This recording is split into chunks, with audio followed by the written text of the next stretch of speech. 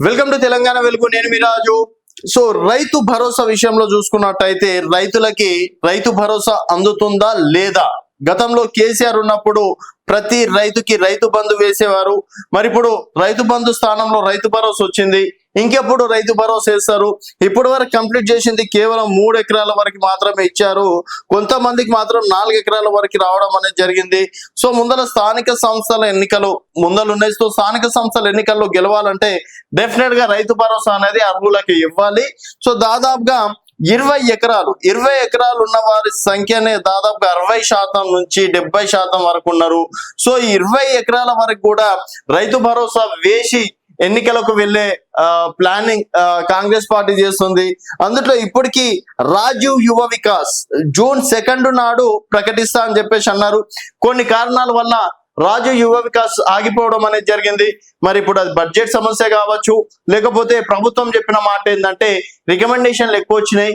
మేము అనుకున్నంత స్థాయి అంటే మేము 5 లక్షల మందికి ఇద్దాం అనుకున్నాం. కాకపోతే దాదాపుగా 20-30 లక్షల ఫామ్స్ రావడం అనేది జరిగింది. సో అందులో ఎవరు అర్హులు కాదనేది గుర్తించడానికి కాసంత సమయం పడుతుందని చెప్పేసి ఇటు రాజీవ్ యువ వికాస్ ని కూడా కొంతవరకు సైడ్ చేశారు. సో ఇప్పుడు మొన్న జరిగినటువంటి కేబినెట్ సమావేశంలో కూడా ఉద్యోగులకు 2 డిఏలు ఇస్తా అనుకున్నారు. కాకపోతే ఒక డిఏ ఇస్తాము, ఇంకో డిఏ 6 నెలల్లో ఇస్తామని చెప్పేసి డిఏ విషయంలో కూడా పెండింగ్ పెట్టడం అనేది జరిగింది. మరి ఇప్పుడు వారి ముందు లక్ష్యం ఏంటంటే రైతు భరోసా గనక రైతులకి దాదాపు 20 ఎకరాల లోపు వారికి ఇచ్చేస్తే డెఫినెట్ గా మన గ్రామ స్థాయిలో ఓట్ బ్యాంక్ పడే అవకాశం ఉంది, ఓట్ బ్యాంక్ పెరిగే అవకాశం ఉందని చెప్పేసి కాంగ్రెస్ పార్టీ భావిస్తుంది. సో అందుకని రైతు భరోసా అనే పథకాన్ని ఎంత తొందరగా వీలైతే అంత తొందరగా పూర్తి చేయాలి.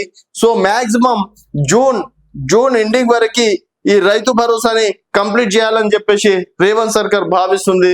దానికి సంబంధించి వివరాలు కూడా సేకరించడం అనేది కూడా జరుగుతుంది. అలాగే 2 లక్షల రుణమాఫీ కూడా ఎవరికి కాలేదనే పూర్తి సమాచారాన్ని కూడా సేకరిస్తుంది.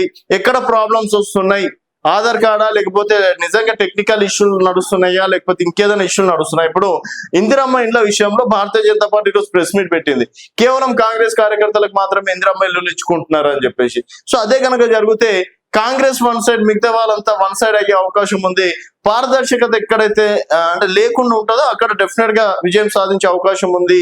మరి దాదాపుగా 40-50 ఇల్లులు కేవలం కాంగ్రెస్ కార్యకర్తలకి ఇచ్చుకుంటున్నారని పెద్ద ఎత్తున రూమర్ చూస్తున్నాయి. మరి ఏ పార్టీ అధికారంలో ఉన్నా కార్యకర్తలకు ఇచ్చుకుంటారు, అది కామన్. ఎందుకంటే అన్ని రోజులు జెండా మూసారు కాబట్టి వాళ్ళకి ఏదో రకంగా దారి చూపాలి.